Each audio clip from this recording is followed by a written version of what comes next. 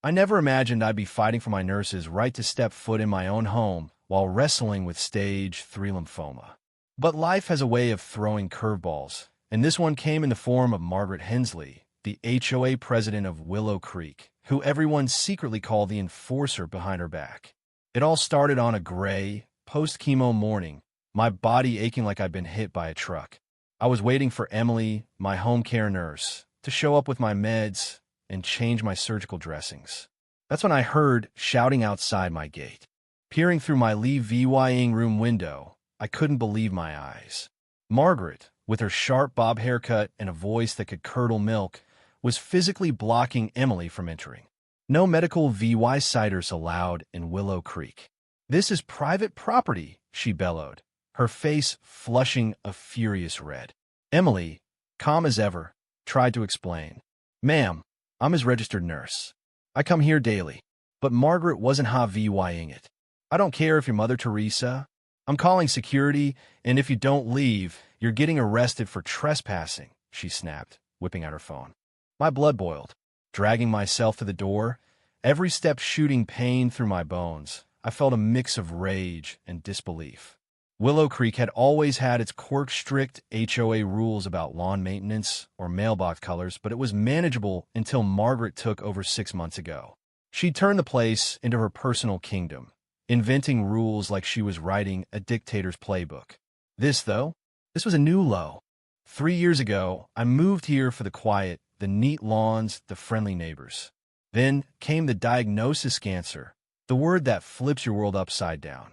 Chemo left me too weak to drive, and Emily became my lifeline, coming every morning to monitor my VY towels, manage my meds, and keep my surgical wounds clean. She was a godsend. So when Margaret started her crusade, I called her up, barely keeping my voice steady. There's no rule against medical professionals VY citing residents. I checked the HOA docs. Her reply was ice cold, dripping with smugness. Well, the board just passed a serenity policy. Non-residents disrupt our community's peace. It's about property values, you know? I later found out no such policy existed. But that didn't stop Margaret. The next day, she was at my gate with a clipboard and a camera, demanding Emily's ID and medical license for the records. She snapped photos of Emily's car, like a private investigator. By the end of the week, she'd park her SUV halfway across my driveway, forcing Emily to lug her equipment from down the street. When I confronted her, Margaret flashed a smile that screamed trouble. Just a coincidence, she said, but her eyes said otherwise. The harassment ramped up fast. Violation notices started piling up due Law 50, then due Law 100 for unauthorized commercial VY citers. I sent letters from my oncologist, even quoted the Americans with Disabilities Act, but Margaret brushed it off, plastering laminated signs around the neighborhood about Preserve VY-ing our exclusive character. Emily filed a complaint with the HOA board, but Margaret buried it, sending a snarky email to Emily's agency about respecting community guidelines. When my sister, Clara, came to stay and called Margaret out, the response was chilling. If your brother needs so much care, maybe he belongs in a facility. The breaking point hit a month after that first gate showdown. I woke up feeling like death chemo was kicking my ass that week. Emily texted she was here, but couldn't get in. I dragged myself to the window, and my heart stopped. The front gate was chained shut, a heavy padlock gleaming in the morning light. A red sign was nailed to my fence. No medical visitors HOA order. Emily called, panic in her voice. I buy her pain meds and dressings. Should I call the cops? I said no HOA disputes, and police usually just made things messy, eh? I tried Margaret. She didn't pick up. Clara was out of town, and I was too weak to break the chain. For the first time since my diagnosis, I missed my treatment. That night, the pain was unbearable. Without my meds, with infected dressings I couldn't change, a fever spiked.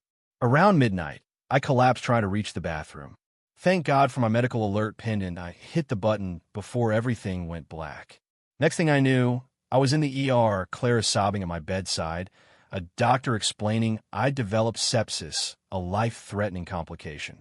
Clara was VYD. This isn't just harassment, she said, gripping my hand. She nearly killed you. While I fought to recover, Clara hired a lawyer, Thomas Reed, who specialized in HOA disputes and disability rights. What he uncovered was jaw-dropping. Margaret had been running a one-woman tyranny, inventing rules to target residents she didn't like, forging board signatures, and siphoning HOA funds for her vendettas like hiring a security guard to keep Emily out the day she chained my gate.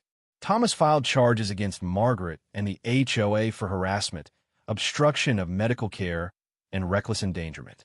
When a local news got hold of the story, cancer patient denied care by rogue HOA, it exploded.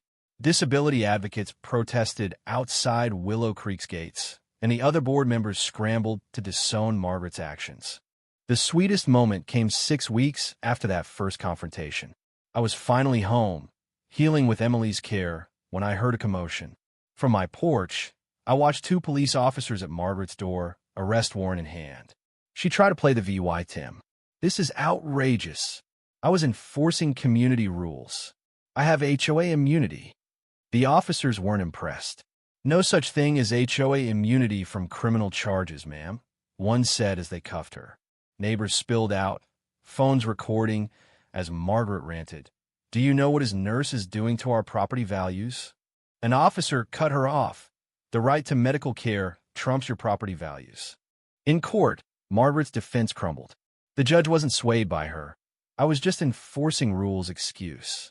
She was convicted of criminal interference with health care, harassment, and fraud. The sentence hit hard.